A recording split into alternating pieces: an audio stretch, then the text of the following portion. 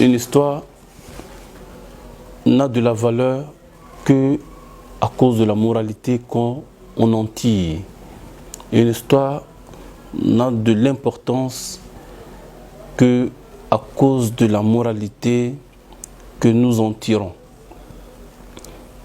Il était une fois un homme dont Allah il avait fait riche. Un homme qui était vachement riche. Il avait une fortune immense, au point qu'il était considéré comme s'il était un roi. Il avait un enfant, un jeune homme, qui était tout le temps entouré par ses amis. Ses amis venaient de partout, ils venaient s'asseoir chez lui, ils venaient causer avec lui, il était le centre de leur regard. Tout le monde l'enviait parce que son père était riche, non seulement que son père était riche, mais on se retrouvait chez lui, on était épanoui quand on était chez lui. Il a perdu son père est mort. Alors la richesse a commencé à diminuer jusqu'à ce que la richesse a disparu. Parmi ses amis, il y avait l'un de ses amis qui était le plus rapproché, le plus proche de lui. Mais quelque temps après, son ami, il ne se voyait plus. Son ami était allé de son côté, et l'autre, pris de misère et de pauvreté aussi, était de son côté. Donc, il n'y avait personne d'autre auprès de lui, parce que tout a changé. Un jour, il était assis chez lui, à peine s'il avait de quoi manger, et puis il attendait des gens qui parlaient de son ami là, qui avait disparu.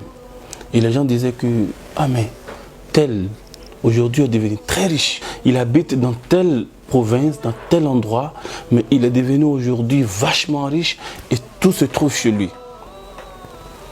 Alors le monsieur, il a décidé de chercher son ami. Peut-être que celui-ci pourra l'aider. Alors il a cherché à rencontrer son ami.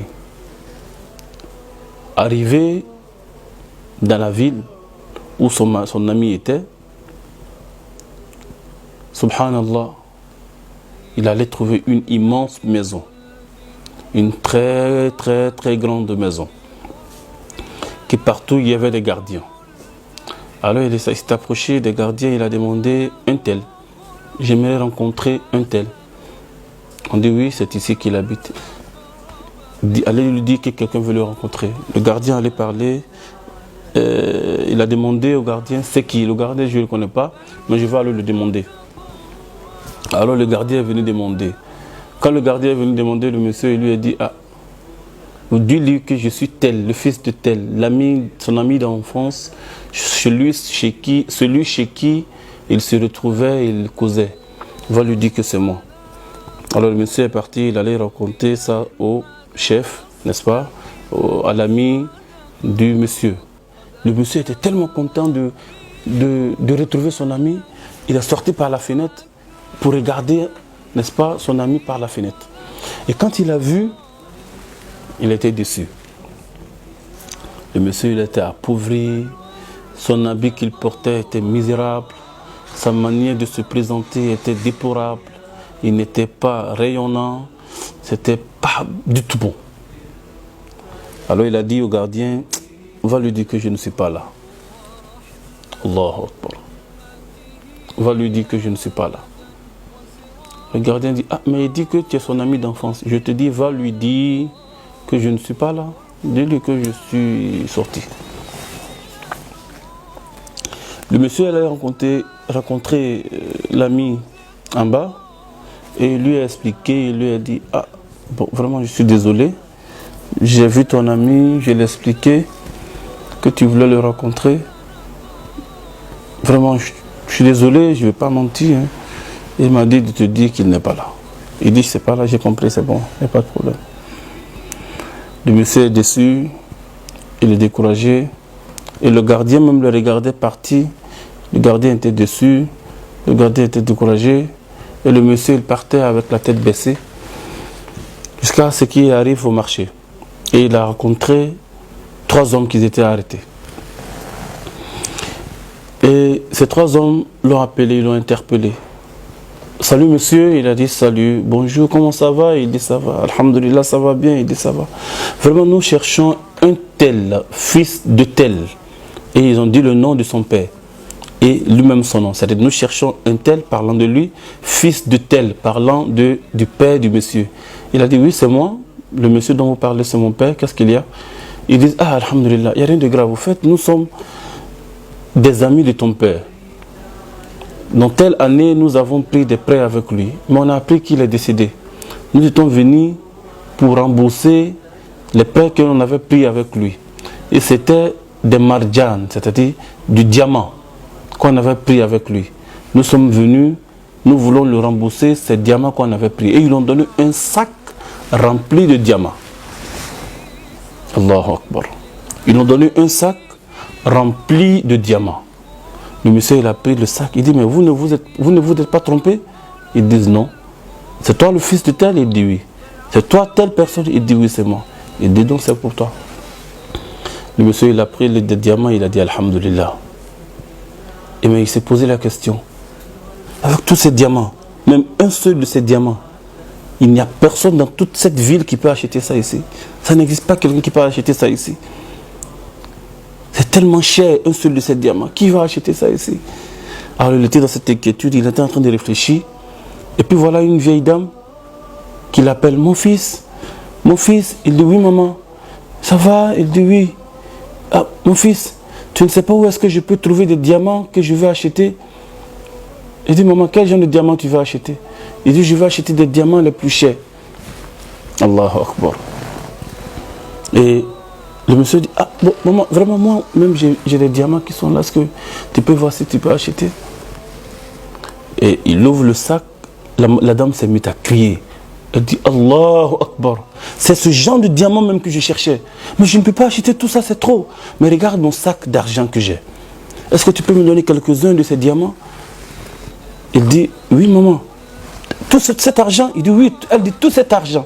Alors l'enfant, le jeune prend l'argent et dit à la dame, prends ce que tu veux de ces diamants. La dame dit, toute cette fortune que je viens te donner, ne peut prendre que 4 diamants de ce que tu as. Mais je vais en prendre 4, je vais aller me préparer et tu me donnes ton adresse, je reviendrai encore en acheter. Le monsieur, il est étonné. Il a pris l'argent, il a pris le reste de ses diamants et il est parti. Voilà, il est devenu un grand commerçant de la ville. Il a fait un grand magasin, une très très grande boutique. Tout le monde se retrouve chez lui. Les gens font les grands achats chez lui. Et son nom a pris toute la ville. Et un jour, il était assis et il s'est rappelé de son ami d'enfance qui l'avait refoulé la dernière fois. Et il a pris une feuille et il s'est mis à écrire. Il écrit ceci. صحبت قوما لآمن لا وفاء لهم يدعون بين الورى بالمكر والحيل كانوا يجلونني مذ كنت رب غنى فلما أفلست أعدوني من الجهل. Il dit, j'ai été la compagnie d'un peuple. صحبت قوما لآمن لا وفاء لهم. J'ai été le compagnon d'un peuple qui n'ont pas d'engagement. Ils vivent parmi des hommes avec à la quête de leurs intérêts. À la quête des intérêts, ils n'ont pas d'engagement. Ils me vénéraient. Ils étaient pour moi des meilleurs amis. Ils me vénéraient lorsque j'avais de la fortune.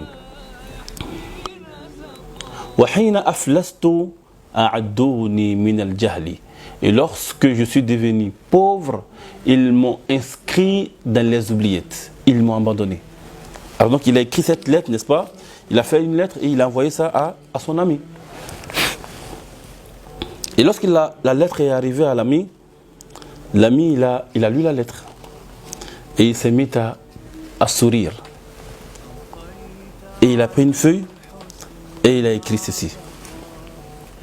Amma thalathatu qad wafawka min qibali wa lam yakun dhalika إلا سببا من الحيل أما من ابتاعت المرجان والدتي وأنت أخي ومنتهى أملي وما طردناك من بخل ولا من قلل لكن عليك خشئنا وقفة الخجل.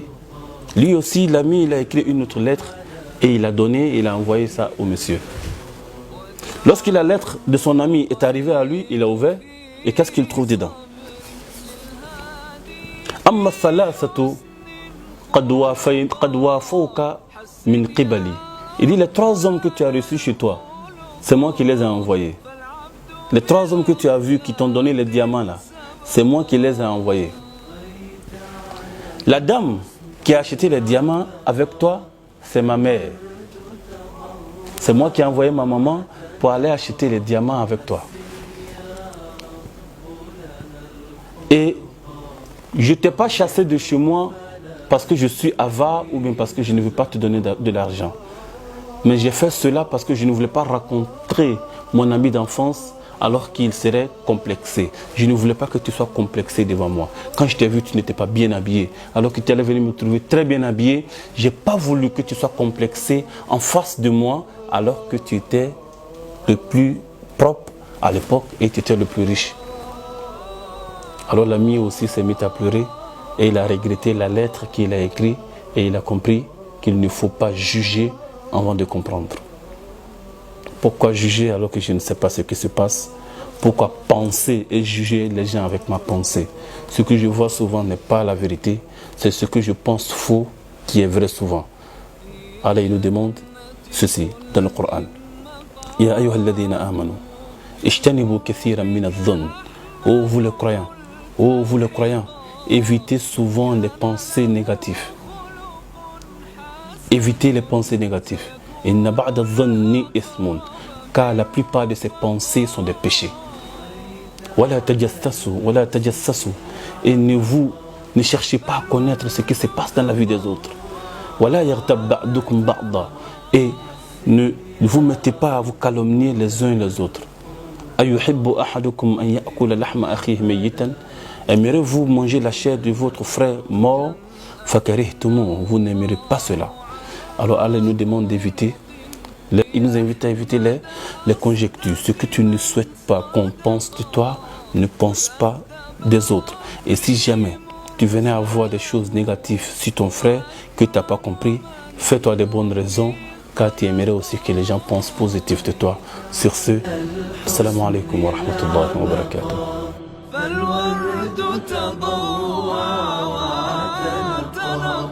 حسن يا رب لنا الخلود